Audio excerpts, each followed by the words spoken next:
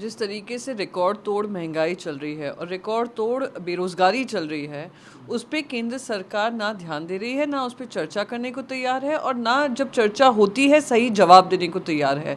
बार बार ये कह दिया जाता है रुपी is finding its own value, फिर कहा जाता है महंगाई है ही नहीं। जयंत सिन्हा जी से लेकर निर्मला सीतारमण जी से लेकर निशिकांत दुबे तक सब लोग इसी तरीके की बात करते हैं कि फ्री का खाना दे दिया, लोगों को राशन दे दिया। कोई राशन नहीं मांग रहा था आपसे, रोज़गार मांग रहा था। कोई आपसे जुमले नहीं मांग रहा था, सम्मान मांग रहा था। तो ये जो और प्रोटेस्ट हुआ है वो उसी का आक्रोश, जो जनता का आक्रोश है। विपक्ष की जिम्मेदारी होती है उसको प्रखरता से उठाएं और प्रोटेस्ट करने के लिए उनको जिस तरीके से डिटेन किया जा रहा था, वायलेंस हम देख रहे थे कि दिल्ली पुलिस वायलेंटली उनको हिरासत में ले रही थी, बहुत ही निंदनीय है। राहुल गांधी ने ईडी की पूछताछ पर कहा है कि आप मुझ पे सब लोग अटैक कीजिए, मैं डरने वाला नहीं। जिस तरीके से पूरी ईडी हो, सीबीआई हो, आईटी हो, लॉ के न्याय व्यवस्था हो, दिल्ली में जिस तरीके से प्रोटेस्ट पे रोक लगाई जाए दिल्ली पुलिस की हो, क्लियरली दिखाई दे रहा है कि केंद्र सरकार किसी भी आंदोलन से डर रही है। उन्होंने देखा है कैसे उन्होंने मुँह की खाई है जब इन्होंने फार्म बिल लाने की कोशिश की। इन्होंने जब लैंड रिफॉर्म्स की बात के बहाने कुछ चुनिंदा लोगों को मदद करने की बात की। तो अब ये लोग इन सब हथकंडों को अपना रहे हैं जैसे विपक्ष चुप हो जाए। कोई भी विपक्षी दल और शिवसेना भी, हमने देखा किस तरीके से संजय राउत जी को भी गिरफ्तार किया हुआ है। हम लोग कोई डरने वाला नहीं है, हमें डटकर लड़ाई लड़ेंगे और इन लोगों का सामना करेंगे। बीजेपी कह रही है कि देश के लोकतंत्र ने आप देश के लोकतंत्र को ब्लेम मत करिए, आपको जनता ने बार बार रिजेक्ट किया। देश के लोकतंत्र में मैं आपको बताना चाहती हूँ कि 3 स्तंभ तो हैं, जुडिशरी, लेजिस्लेटिव, एग्जीक्यूटिव। चौथा स्तंभ मीडिया है।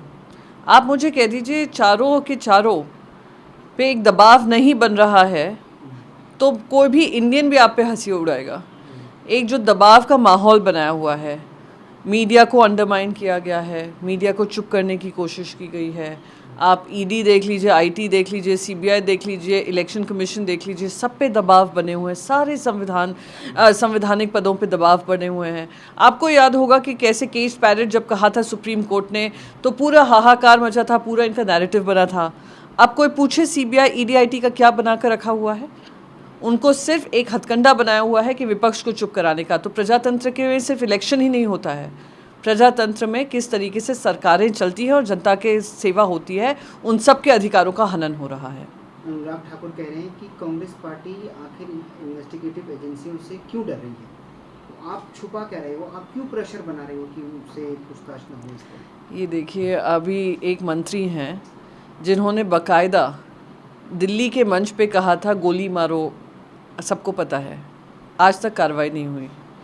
जो जेएनयू में इनकी भारतीय जनता पार्टी की युवा मंच की नेत्री थी, उन पे कोई कार्रवाई नहीं हुई।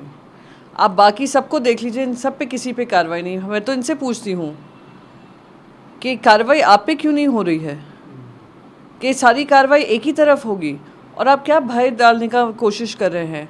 ना सत्य है ना तथ्य है, बस ये डर है, क्योंकि आपको पता है कि जनता देख रही है, जनता समझ रही है कि सारे संवैधानिक तौर तरीक़ों को आप लोग दरकिनार कर रहे हैं, प्रजातंत्र के हर उसूलों को आप तोड़ रहे हैं और ये जनता इसके लिए आपको माफ़ नहीं करेगी। पीएम मोदी से ममता बनर्जी ने मुलाकात की है। उन्होंने कहा है कि जो केंद्र सरकार द्वारा फंड दिया जाता है वो काफ़ी ज़्यादा रुका हुआ है, जिसके कारण मनरेगा, पीएम आवास योजना और ग्राम सड़क योजना जैसे काम नहीं होता। आप देख सकते हैं कि जीएसटी को लेकर भी जो रिफंड्स आते हैं, जहाँ पे भारतीय जनता पार्टी शासित राज्य नहीं होते हैं, उनका जीएसटी रोका जाता है।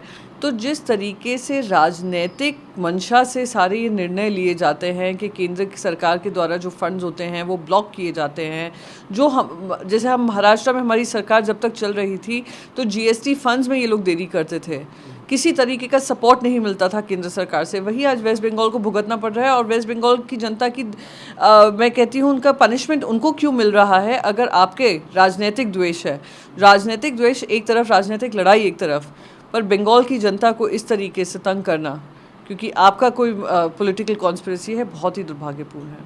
आज वेंकैया नायडू साहब ने, जो कि चेयरमैन है राज्यसभा के, उन्होंने बहुत ही इंपॉर्टेंट स्टेटमेंट दिया है। उन्होंने कहा है कि जो एमपीज़ को जो एक छूट मिलती है, संबद्ध छूट मिलती है, आप उसका आपराधिक मामलों में जांच से छूट नहीं ले सकते। कोई भी चेयरमैन से छूट नहीं मांग रहा है, संरक्षण मांग रहा है कि अगर उन उसूलों का हनन हो रहा है, रूल बुक का पालन नहीं हो रहा है, तो चेयरपर्सन की जिम्मेदारी होती है कि उसका संरक्षण करें, उस मेंबर ऑफ पार्लियामेंट का संरक्षण करें। ये किताब मेरे पास है, इसमें आप रूल 222A पढ़ लीजिए।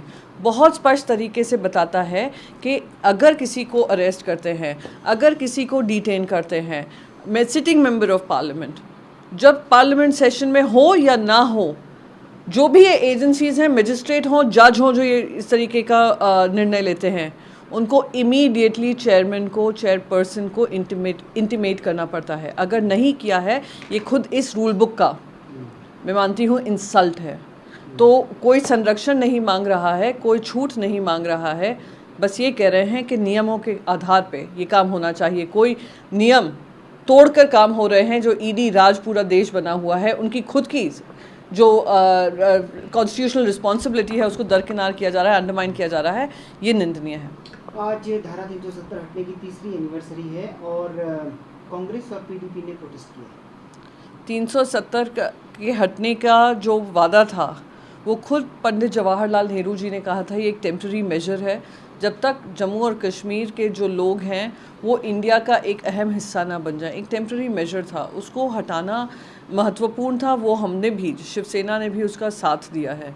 मैं मानती हूँ कि अब 3 साल हो गए हैं, अब 3 साल के बाद जो वहाँ पे इलेक्शंस होने चाहिए थे, जो बार बार डिले हो रहे हैं, पंचायत से लेकर स्टेट के इलेक्शंस होने चाहिए थे। आज पार्लियामेंट के अंदर, राज्यसभा के अंदर कोई जम्मू और कश्मीर की आवाज़ नहीं है, कोई रिप्रेजेंटेशन काउंसिल ऑफ स्टेट्स में नहीं है। तो 370 का जो उद्देश्य था, सिर्फ एक जो काम है कि ठीक है 370 आपने हटाया, पर जो इलेक्टेड रिप्रेजेंटेटिव्स, उनका पेज, उनकी आवाज़ बनकर होना चाहिए था राज्यसभा में, वो मिसिंग है।